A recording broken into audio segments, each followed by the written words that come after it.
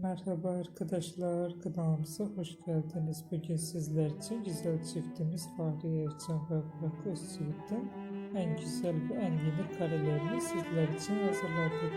Burak Özçivit ve Fahriye Evcen çifti Çalgışı dizisinde birbirlerini sevmiş ve evlenmiştiler. Biz de onların en güzel ve en yeni karelerini hazırladık.